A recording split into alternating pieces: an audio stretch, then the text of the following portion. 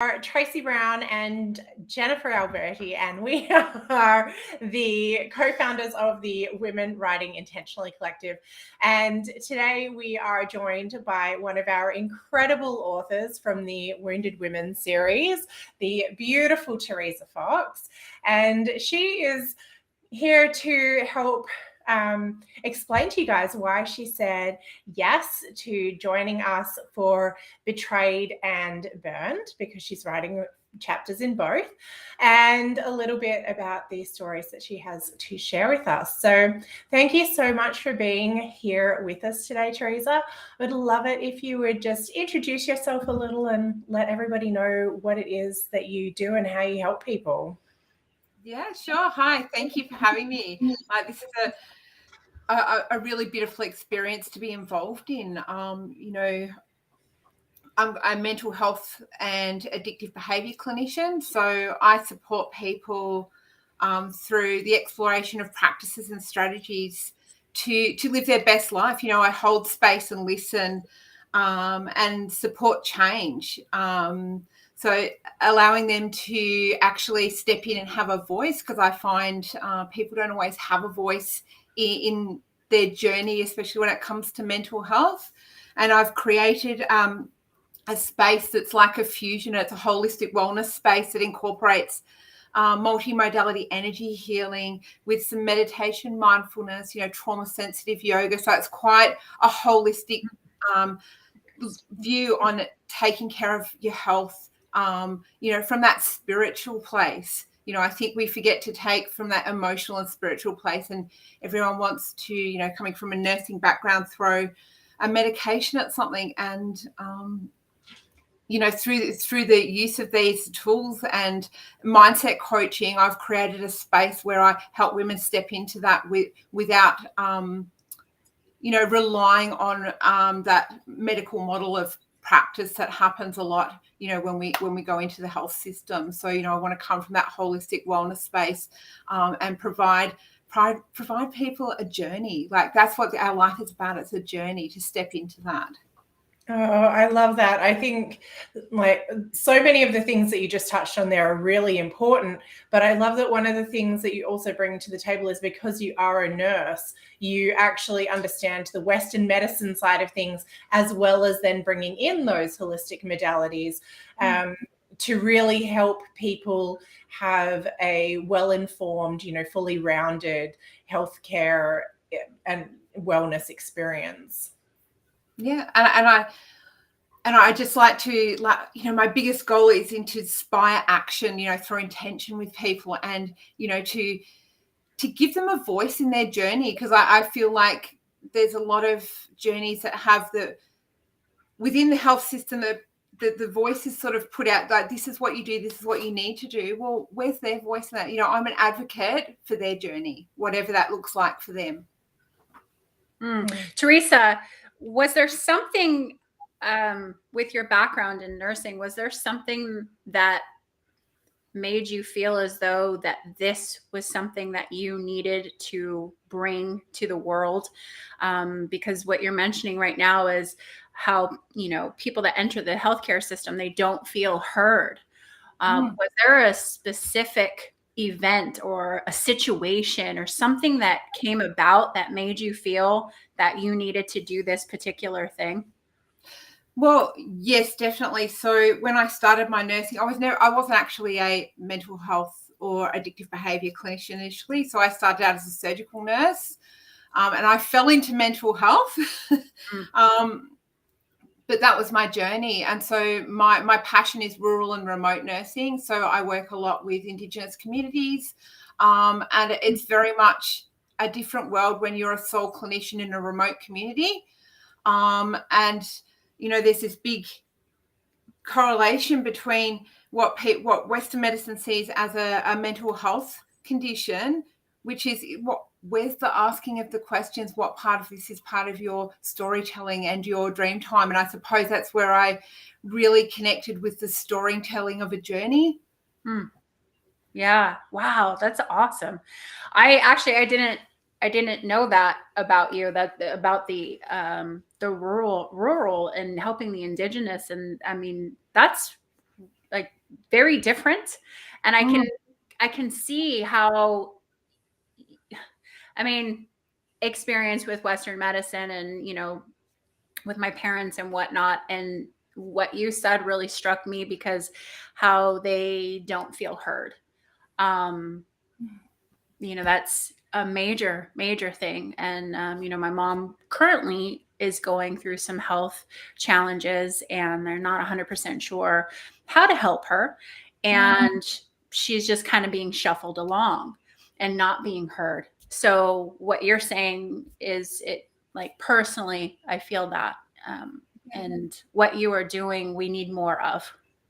Well, thank you. Yeah. Yeah. And I think that's where this fusion sort of came in, because I had an accident. So I haven't actually worked in healthcare for the last 12 months because I was run over by a car. Yeah. So I'm currently off work. But what I've done in that time is I've had those advocation skills for self. So I've been able to advocate for self within the health system and have seen a lot of the flaws that go with that. But I've also had that beautiful holistic, like the multimodality, energy healing, and all of that meditation and mindfulness to bring that practice into my life to actually allow this journey to be a nurturing journey that I'm really grateful. Like, I'm actually grateful I got run over by a car, because it's allowed me to stop and do this inner work that then I can then take to other people. So I'm truly blessed for the gifts that I've got in my life, even though they seem like, you know, huge insurmountable hurdles. They're actually really beautiful gifts. Yeah, we don't really understand how the universe works, but it's working, right? That's exactly right. Exactly right. And I feel like that leads in really well to what we're trying to achieve here in the Wounded Women series, is looking for those silver linings and those opportunities to find that growth and that healing and that purpose, even within the tragedies that befall us, and the struggles that we are working our way through. So what was it then that really, you know, resonated for you and made you feel called to contribute to both, not just Betrayed, but also to Burned? Well, I think so. Without talking about what's going on in my story, because I want people to actually read it. When I first looked at Betrayed, I really resonated with that as part of my healing journey. So there was another part of my life where I actually broke another leg. So I strongly believe that there's something unresolved, which is why I'm having this experience again in my life. So I saw this as a really beautiful opportunity to step into my healing journey. But it also creates connection with women who may not have found their voice yet, and may give them that inspiration to step into that and explore that for themselves. So when I look at the journey of Betrayed to Burned, like, there is actually going to, even though the story will be different, the underlying tones within that and the healing journey is actually one and the same. So they will actually be joined together through that healing journey rather than the actual tone of the story. So, you know, the underlying sort of healing journey part is actually a continuation. So that's why I chose to write in both books. Beautiful. I love that. And I think that is so true particularly for the authors who are writing for one or two or even all three of the books, is that common thread of that healing journey, even though each chapter might be focusing on a different element of their particular journey or a different experience that they've had. All of it at the end of the day brings together all of this, everything that they have had to go through in order to find who they are or what they're being called to or how they've healed and how they're now bringing that light into the world. And I love that for you, that you recognized that as part of the coming in and wanting to share your story, that this was something that you were able to see as well, and that was what drew you to the series. Yeah, it's been a really, like, writing my chapter has actually been, you know, that inner healing, but it's also there's so many times I abandoned self or betrayed myself. So it's not only about being betrayed by others, it's about hearing that inner voice of self and stepping into and nurturing that inner Teresa into the strong, independent warrior woman she is today. Like if I didn't have that journey, then my life may have been on a completely different trajectory. Yes. Oh, that is so good. So what is it then, without revealing too much, because I know you want everyone to tune in and actually read your story, but what is it that you hope that your chapters are going to do to help the readers? What are they going to get out of reading and sharing in your journey? Well, it's about sparking curiosity. So I want to open up a conversation and allow them to explore what may be going on for them and plant those seeds of hope, so because I think that's where it starts, when you plant those seeds, and then if they get nurtured through the rest of the book, through different parts of the book, different parts of that seed may be nurtured, that it allows them that opportunity to start growing. And I think, even though it may always not be comfortable, to step through that pain with intention. And like, I just want women to unleash that warrior woman that's within every single woman. Like, we have a voice that needs to be heard, and we need to take back our power, because I find, as women in some of our roles, we tend to give away our power. And, what I've learned over my years is I don't do that anymore. I reclaim my power. I don't let other people dictate or change the course of my journey, because I've learned to advocate for self. And that's something I'd like to, support that in other women by starting that conversation through planting that seed of hope. Yes, everything that you just said then, I was screaming out inside, oh my God, yes. Like, that's exactly it. Planting those seeds of hope, igniting that spark, and letting the reader actually feel like they could take those steps for themselves and advocate for themselves. I love that. Everything about that. Perfect. Yeah, and just one more point. I just think, like, it also comes back to that awareness. Like, awareness is the first step of change, and that's part of the journey to empowerment, self-empowerment. So opening up the conversation, Teresa, like you said, just with each individual person that reads the book, right? I love that. That's what leads to awareness, is being curious, being inquisitive, and then allowing them to be open to finding out more, having that hope actually enter their heart, right? So I love that you said that too, because opening up the conversation is just, it's rather than us telling people, right? It's completely different, where we just tell people, there's hope, and it actually allows them to do that for themselves, to be open to that. So I love that you worded it that way. Yeah. And I think that's such an important point. When you tell people something, whatever that is, I mean, I know for myself, if somebody tells me what to do, I'm just like, no.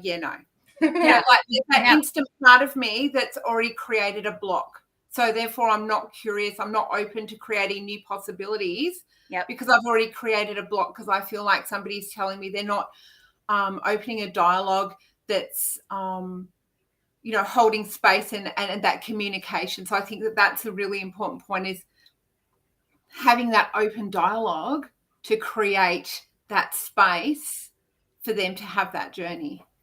I agree. Yeah. And so then, what is it that you're hoping to get out of this experience for you? What is it you would like to achieve for yourself through sharing your story and in both Betrayed and Burned? Well, it's about walking my journey. It's about transformation and self-discovery. When you write, because I'm a very avid journal writer, so like, I like to write and put things on paper, because it gets out of my head. If I leave it in my head, I left alone with my own thinking, not always great at times. So to actually put stuff out on paper, it's actually self-discovery tour, because I can be writing things and not actually have an awareness of what I'm writing, and come back and read it and go, oh, okay, I didn't know that about myself. So I suppose it's, healing. It's that renewal of enthusiasm for the journey, and that spark of curiosity. And it's, it's sort of like aligning. It's alignment of and anchoring, so that you have the ability to create like change and make it authentic, not just lip service. It's very easy to give lip service to something. But I feel like making a commitment to contributing to a book, it's a really empowering opportunity to really be authentic in what's going on for me. Because I don't, you don't want to come across and give something that's not true. I want to be able to give people an insight into who I am as a person, and maybe give them, some of those tools in that journey to go, oh, that really resonated with me. Because I think when you're real with people, it allows them that ability to resonate with what's going on. Yes. Oh, I love that. I can resonate with that so much, because left with my own thoughts, it just keeps going around and around and around and around.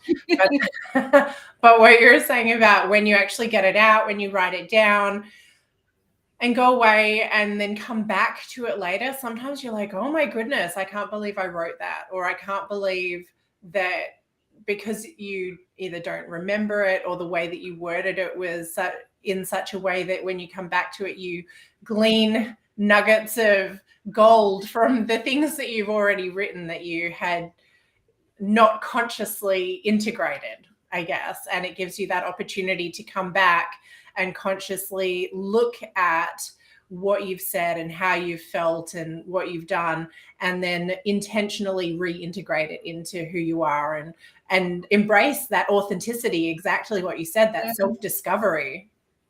Yeah, that was beautifully said. Like that was exactly what I was trying to convey across and just put out there. And I think it's like that onion, peeling the layers, to find that, the child inside that wants to come out and play and explore. I think as adults we forget to connect with that inner part of ourselves, and sometimes our intuition and those inner guides we have, sometimes we can neglect them. So at the moment I'm really focusing on working with connecting with that stuff again, to actually listen to self, and not abandon self in that process. Yes. I also just wanted to circle back, because you touched on that earlier, right at the beginning, about that connection with self, but also betraying our sense of self. And that in your chapter, you wanted to touch on not just the betrayal that we either perpetuate against other people, or that other people perpetuate against us, but the ways that we betray ourselves by not listening to those intuitive nudges, to those things that are telling us this isn't right for us, or we should do this because this is what's lighting us up, and how we squelch that down and we ignore those pieces of ourselves, and how that is a betrayal of self. And I just really wanted to retouch on that, because I feel like that is such a powerful aspect and perspective to be exploring. Oh, totally. And I think, with that, what I've learned along and what I do with clients, and that is actually the first step is to listen, like to actually step into stillness and listen. So, that's where that mindfulness and meditation, and when I started this journey, like many years ago, I couldn't sit still to save myself. My awareness was so heightened. I was so sat in my trauma that I didn't know how to actually sit still with self. So I learned new ways to do it. I do a lot of when I can't do walking meditations at the moment because I'm on crutches. I can do hopping meditations. But there's other ways. I've learned to make writing and reading a form of meditation, so that I've learned to quieten my voice, because I tend to run on overdrive and my brain tends to go at 100 million miles an hour. So to actually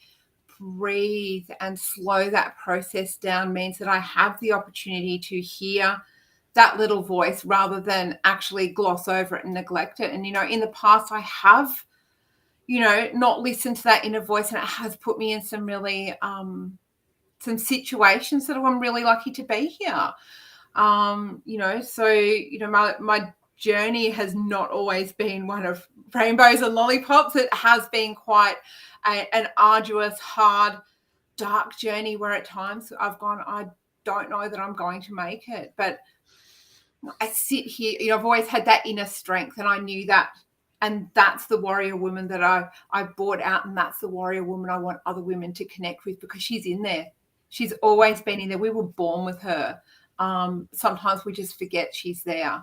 So that's what I want to do, is that creating that seed of hope so that they too can connect with that warrior woman, because we're all beautiful, strong warrior women, whatever our journey. We don't need to be defined by our stories. And that's what I want women to understand. We don't need to be defined by our stories or situations or whatever traumas we've had in our life. We actually have a choice to create new possibilities.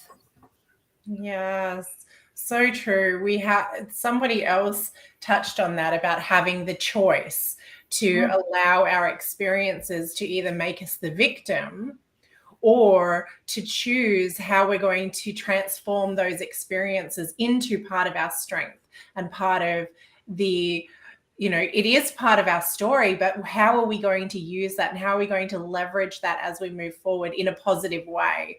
And I feel like you've just touched on that same thing as well. Yeah, definitely. And within that journey is that everything, like I used to look at it and go, oh, I must have, done something really bad in another life because all these things happen in my life. These are all happening to me. Well, no, they're not happening to me. They're happening for me so that I get the tools that I need to live my best life.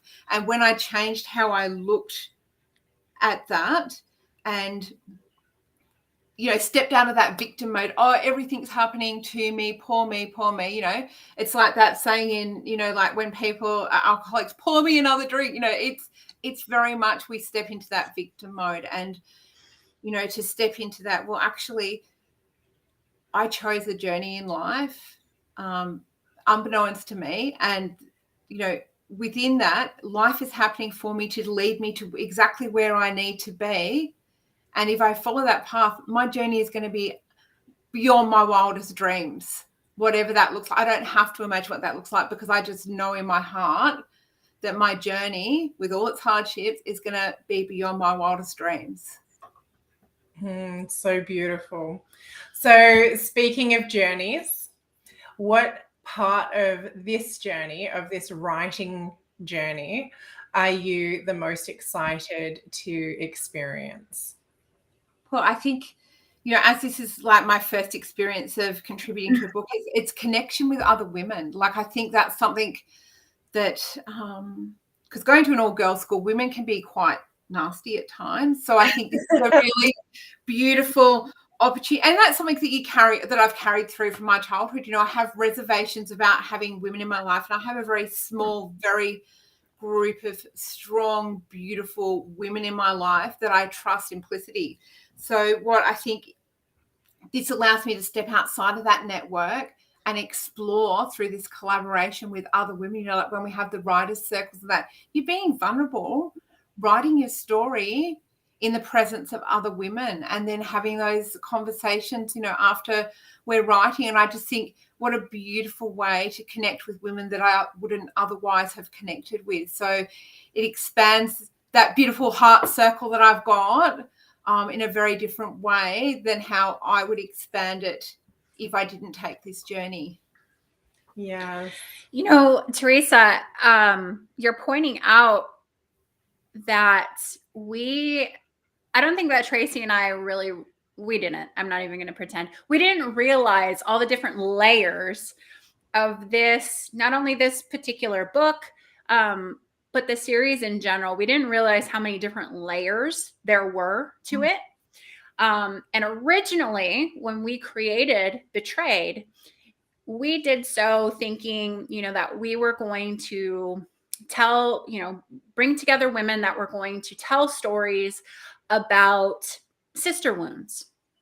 And that's all we were going to, was really what our focus was the sister wound, kind of what you're talking about right now. And that feeling of, women being very catty with each other, women betraying other women to kind of get ahead, because that's just kind of how things were, right?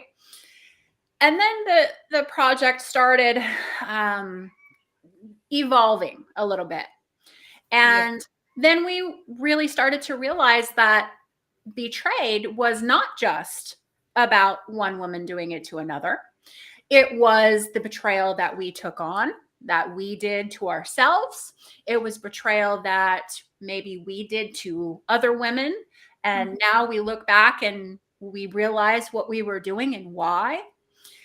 And now when you talk about you are most excited about this because you are able to network and to create new friendships and to have that bond and that sisterhood with women that, I mean, other than Ruth, you didn't really know anybody else. No, I didn't. You didn't know anybody else.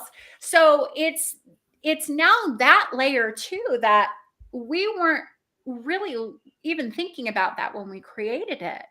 But now it's a very common theme that each one of the authors are mentioning, is that, maybe the stories that they're telling isn't necessarily about that sister wound, but we're healing it by being together in this container.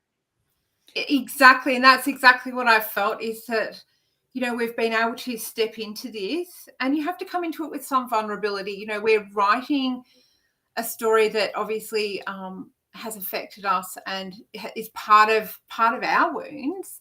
Yeah. And we're bringing those open wounds in a state of vulnerability to a group of women who we don't, like, as you were saying, I only knew Ruth. Other than that, I'm bringing my vulnerability to a group of women who I know nothing about. And it's been just an amazing journey, in that not only do I get to heal that wound for myself, I hope I support others in healing that as a collective, like, as when we write together.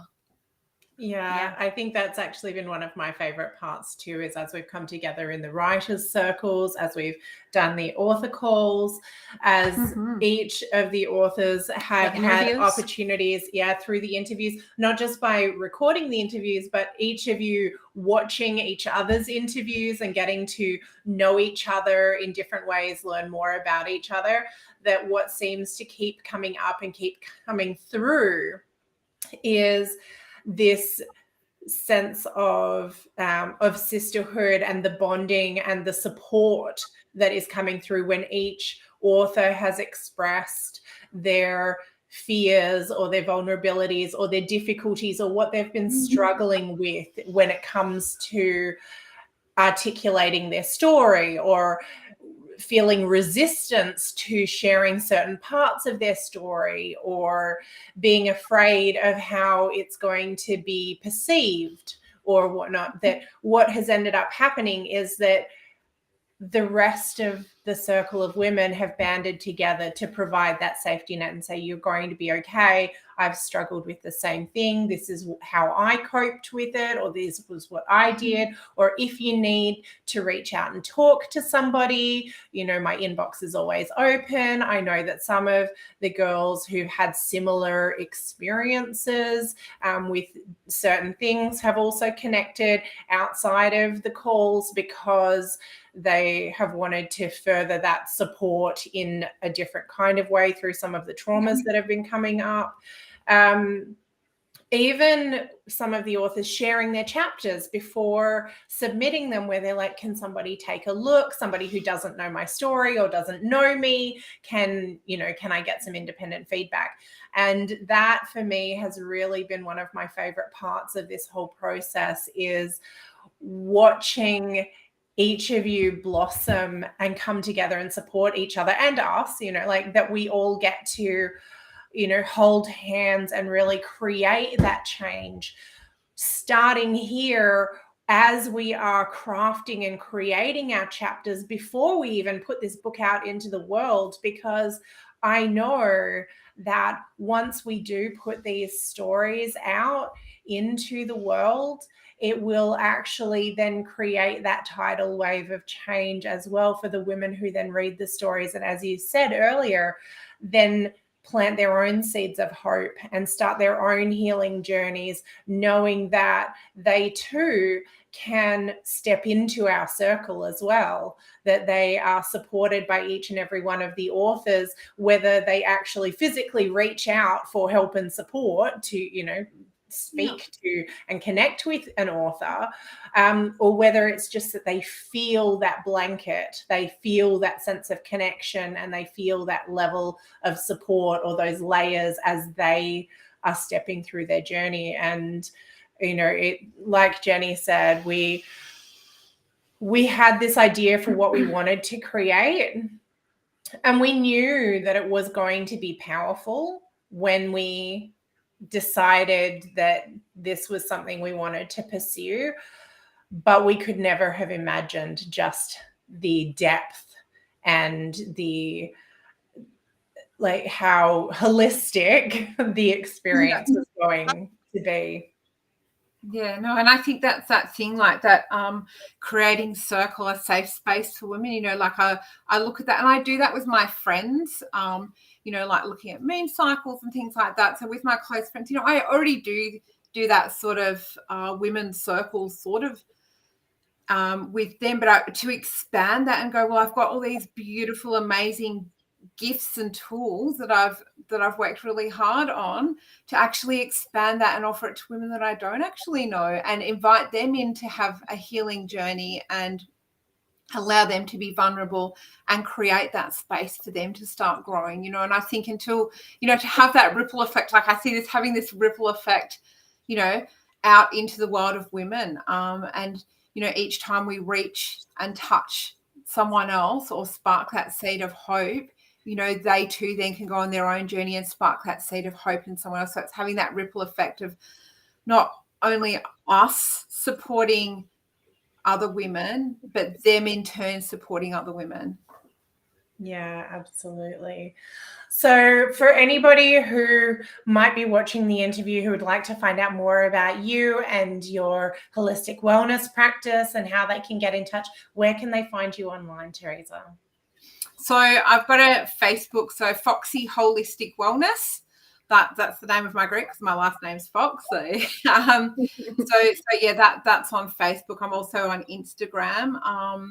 So due to where I'm sitting with the injury, and that I have a website, but it just hasn't quite gone live yet because I've had some limitations over the past 12 months. But it will be foxyholisticwellness.com.au. So it's already there, ready to go. It's just a process, and honouring what I need to do on my journey as well. So that's where, yeah. Amazing. Well, thank you so much for taking the time to be here with us today, share a little bit about you and your story and what brought you into our world. We are so grateful to have you as part of our author team. Oh, thank you. Yes, we are. Absolutely. I feel really honoured to be a part of this. Like, I think it's something really special. It's magical, and what an honour to be part of this journey. So thank you. Oh, and thank you for being part of our sister circle as well. That more than anything is just, a gift that we can never thank you enough for. So. Thank you. Okay. All Any right. last words, Jen? No, just thank you again, Teresa. I just, the ways that each of us are showing up when it can be very scary. I just want to say thank you for doing that, because it's not easy. and only a certain number of us are willing to put ourselves out there and be vulnerable like you have. So just my heartfelt thank you for being part of it. Oh, thank you. I think I've made friends with vulnerability. So, and I think that's, what an amazing gift that is. So I'm really, really honored to be part of this journey. I'm so excited to, get back in and finish tidying up my chapter and get on to the next one. Yes. Oh, so excited. Okay, well, thank you to everybody who has tuned in to watch. Thank you to you, Teresa, for being here with us today. And we are super excited that Betrayed will be launching in the next few weeks. So thank you for everybody being here, and we will catch you really soon. Thank you. Bye.